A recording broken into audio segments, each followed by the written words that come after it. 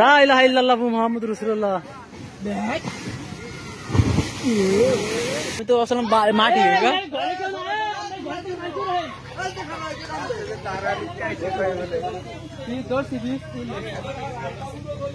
রাস্তা যে অবস্থা অনেক মানুষেরও ক্ষতিগ্রস্ত হয়।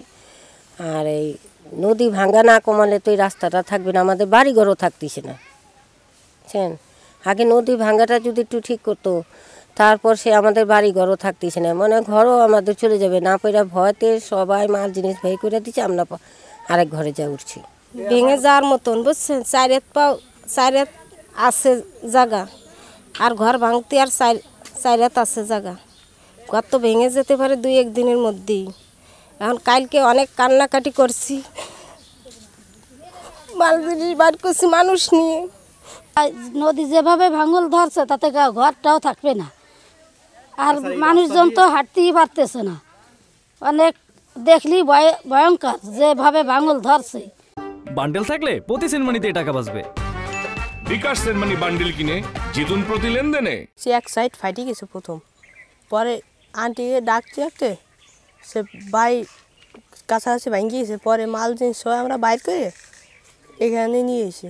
এই এলাকার লোকজন 15-20টা গ্রামে লোকজন চলাফেরা করে এই রাস্তা থেকে, খুব চলাচলের সমস্যা। রাস্তাটা ভেঙে গেছে, ভেঙে একটা বাড়ির কাছেই একবারে রাস্তা ছিল, রাস্তাটা সহ পুরো ভেঙে গেছে। ভেঙে যাওয়ার কারণে এই এলাকার লোকজনের যাতায়াতের খুব সমস্যা, স্কুলে যাতায়াত পোলাপান যাইতে পারে না ঠিকমতো, খুব সমস্যা হচ্ছে। আমাদের এখানে আগে কয়েকবারই ভেঙে গেছে ভাঙলে, আমাকে যাতায়াতে খুব কষ্ট হয়। এই 10-5 মিনিটের মধ্যে দেখা যায় ভেঙে যাচ্ছে। আগে একবার ভাঙছে, সেখানে ওই যে পাইলিং করছে, সে পাইলিংও টেকে নাই, ফিরে এবার ভেঙে গেছে। নতুন রাস্তা ঢালাই করছে, তাও ভেঙে গেছে। আমাকে খুব যাতায়াতে কষ্ট হচ্ছে, যদি কেউ সহযোগিতা থাকে আমাকে করেন।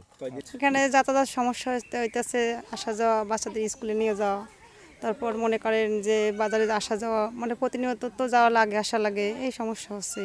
টুঙ্গিপাড়া উপজেলার ডুমুরিয়া ইউনিয়নের লেবুতলা সরাবাড়ি যে সংযোগ সড়ক, সেই সংযোগ সড়কের আনুমানিক 250 ফিট জায়গা, সেটা শৈলদাহ নদীর তীরবর্তী জায়গা, সেটা রাস্তা ভেঙে গেছে। আমরা আজকে সরজমিনে এই জায়গা পরিদর্শন করলাম। আমরা পানি উন্নয়ন বোর্ডের নির্বাহী প্রকৌশলী মহোদয়ের সাথে আলাপ করেছি, আমরা পানি সম্পদ মন্ত্রণালয়ে প্রস্তাব প্রেরণ করেছি। জরুরি ভিত্তিতে আমরা যদি বরাদ্দ পাই, জরুরি ভিত্তিতে সেখানে সংস্কার কাজ শুরু হবে।